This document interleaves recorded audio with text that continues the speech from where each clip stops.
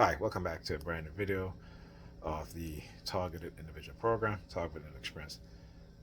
So, Pam came back on Friday, not in the house now, not to her house, but wherever she went. Came back Saturday here. Left. I left Sunday early, as you guys saw in the videos.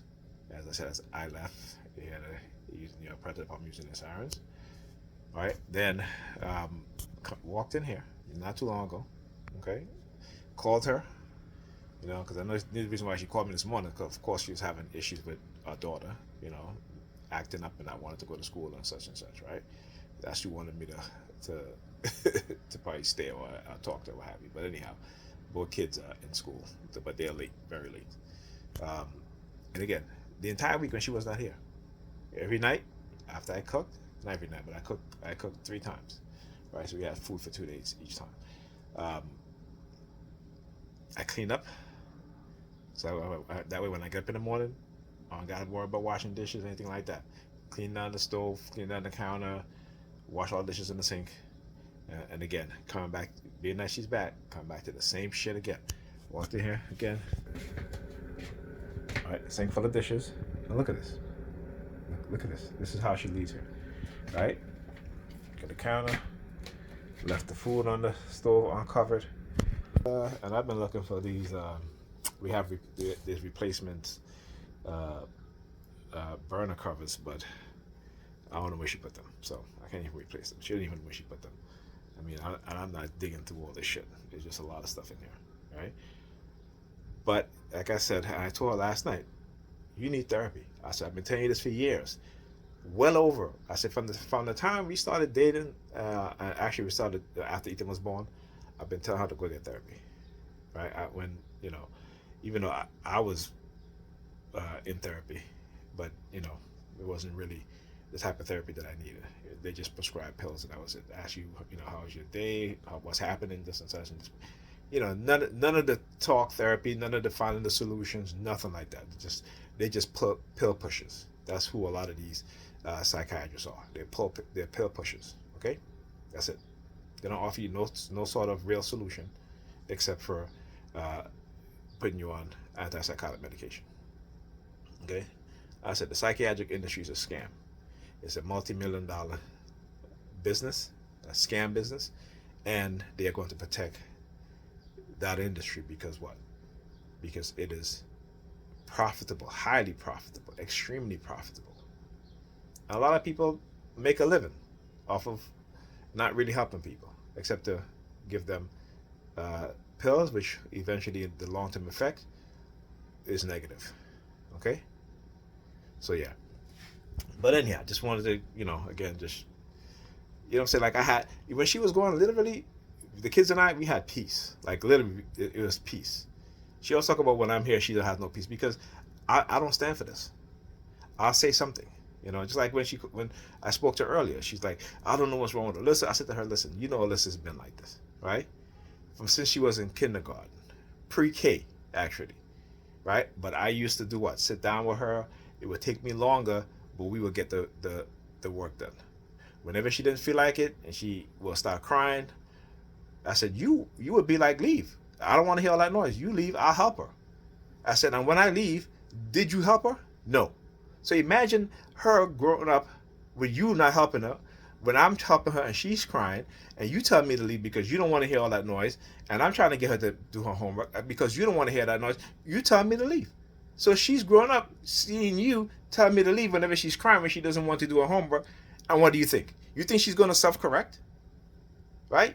I said, this is why she has parents. This is why Ethan has parents. Right? And then she's like, oh, you're not doing your... I'm like, are you kidding me? Are you friggin' kidding me? I swear this woman is... what it is with a lot of these women is like they tit for tat. They'll blame you for the shit that they do. And they'll blame you for the shit that you didn't do. Okay, as a man and as a father. Because this is how they're conditioned. To not want to hold themselves accountable. To not even want to think. And I'm like, you have a bachelor's degree. You have a nursing degree. You took psychology. Use it to help elevate your life. to make your life better. Use it to help uh, shape your children's mind so that they're better people. But that's not what she's doing. It's all about fun, fantasy, lies, manipulation, because the very same people who are putting shit in her ear are manipulative. They're liars. That's who they are. Like I said, when I talk about religion, I was talking to my son yesterday, and I said to him, I said, let me ask you a question, because you know what Easter will have you. I said, let me ask you a question, right? I said, let me just see if you have any common sense, because I'm trying to teach you common sense, right? And we're talking about the creation of man and woman. So God created man, and then from man he created woman. He took a rib from man, he created woman, right? And the woman is placed on the side of man to be the man's helper, right? Now, if you're a Christian and you believe all of that, or if you're a Hebrew or Judaism or Israelite, whatever you want to call yourself, and you're a woman, and you say that the Most High, that's His law, and that's the place of a woman, then accept it, because that's what you believe, right? But a lot of them don't accept that. They don't accept that, right? I mean, I don't, that's not my philosophy. That's what they believe, right? That's what they claim to believe, right? So I said to him, I said, look, so now, right, God created man and woman to do what? To tend to the garden and to be fruitful and multiply, which is to have kids, right? So God wanted man and woman to multiply, to create offspring, so they too can tend to the garden, right? But the so-called beast the so-called beast, which is supposed to be an angel, a fallen angel called Lucifer or what have you. Now, mind you, where do they get these names from, right? Because prior to the written of the Old Testament and the New Testament, the Hebrews didn't believe in a devil. Christians didn't believe. They didn't talk about the devil. Okay, that concept came in the 3rd and 4th century. Right. So it might be it might be a little bit earlier for the Hebrews, but for the Christians, never really had this concept of the devil or have you. So I talk about Zoroastrianism, right? Zoroastrianism, which is a Persian religion, that's where they get the concept of the devil from. In the Kemetic spiritual system, there is no concept of a devil. In Greek mythology, there's no concept of the devil. In Gnostic, which is the German mythology, there's no concept of the devil.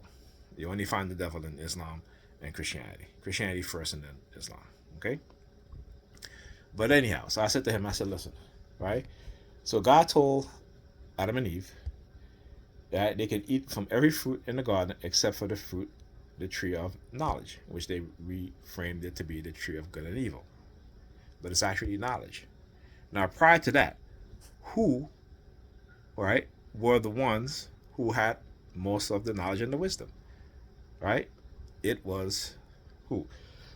Not to say that there wasn't any, but it was women, right? Particularly in Kemetic spiritual system. You have the goddess, not the goddess, but you have the Netta Shashet, right? You also have the Netta Thought. What's the I remember the Kemetic name for Thought, but I can't remember. But anyway, Thought, it's so-called Thought the Atlantean, right? Okay, so he had knowledge, but also women were considered to be wise. Women were considered to be because the way how a woman move, right, like a snake, right? They're crafty. When they move, they dance. They dance like a snake. You ever see a cobra and a cobra dance? Again, how our ancestors looked at nature and looked at different aspects of nature, animals, trees, what have you, right, and took those concept, right, to represent aspect of nature. Okay, so Sashet, which is the goddess of record keeping, scribes, and so forth. So this is why you see her with the pen, right? And this is why you had a matriarch system, not a patriarch system, a matriarch system, because the women were the council of the kings and the queens, right? So when you see the king sitting on his throne and the goddess Shashet is taking the Ankh, the key of life, and feeding it to him, that's also knowledge. and that's also life, right? Life, knowledge, right? But again, you guys want a better understanding of that? Go and read the book called The Tempter of Eve, right? Where they clearly tell you that it was a black woman who tempted Adam and Eve, right? Because the black women were who? They were the wisest people, right? But European concept, European ideology, and the mindset would not allow for women to be wiser than the man. Okay. So anyhow, so I said to him, I said, look, between God and the so-called beast of the who was there in the garden, who was the liar? Because God told Adam and Eve that if you eat from the tree of knowledge, you shall surely die. Right? But the beast came and said, listen, if you eat from the tree of knowledge, you shall not die. Matter of fact, you will become like God. So the woman took the fruit of knowledge, bit into it. She became conscious. She had a conscious awareness of who she is. Right? She then convinced Adam, the man, to eat from the fruit, and he takes it. So again, woman influence over a man. These are all representation. These are something that Europeans and Arabs do not want women to know. Right? Even though we know that, if you have a successful man, he's married, what have you, right? Part of the reason why he's successful, I said part of the reason why he's successful, the big part of it is because of the woman that he has. Okay? She has influence over her man. Right? She inspires her man. Okay? So I said to him, I said, look, so did they die when they ate from the fruit of God, or the tree of good and evil? He said, no. I said, so who's the liar? He says, God. I said, of course. But what Christians will do is try to tell you, he didn't mean a physical death, but a spiritual death. How could it be a spiritual death? They didn't even have any level of consciousness. Their mind was already dead. Right? Meaning that there was no information up there except to tend to the garden. They were basically slaves. God created them to be slaves and to produce offspring who will continue to be his slaves.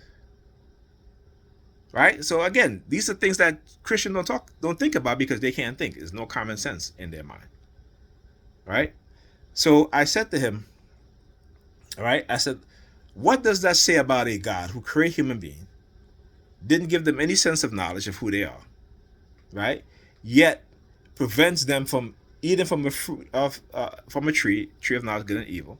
And when they do eat, when God called out to them, because apparently God has a foot and he walks through the garden looking for Adam and Eve, right? And he couldn't find them, and he had to call out to them. Now, is that a God who is all-seeing and all-knowing?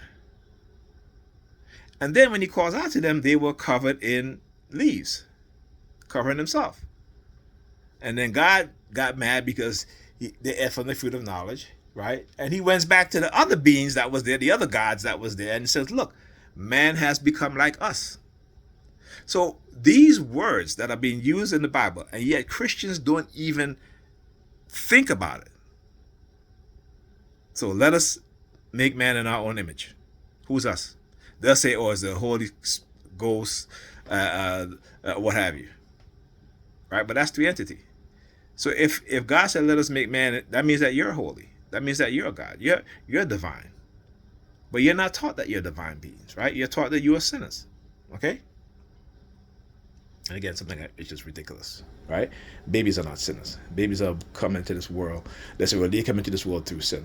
Yeah, but if in the Bible it says that you're married, man or woman is married, does that make the act of sex and having a children, is that sinful? When God said to be fruitful and multiply? So again, Christians don't think, right? So anyhow, I said to him, look, he said, God said, look, man has become like us, right? Man has become God. Okay? It says it in the Bible. You know what I'm saying? But again, these are things that people don't think about because they have no level of consciousness, no level of understanding, and they cannot think critically. So I said to my son, I said, listen, the reason why I keep talking to you like this and I keep asking you these questions because I want to understand that you, at your age, that you have some critical thought. that you have some critical thinking, that you understand. Okay? I said, don't become friends with people who might be of another religion and you may not be of that religion if they're not going to treat you with respect and love. And you know what I'm saying? And don't join any religion just to become part of something that you know is not true. Okay? Whether it be to have friends, whether it be to move up the social ladder, what have you, don't do that. Stay true to yourself.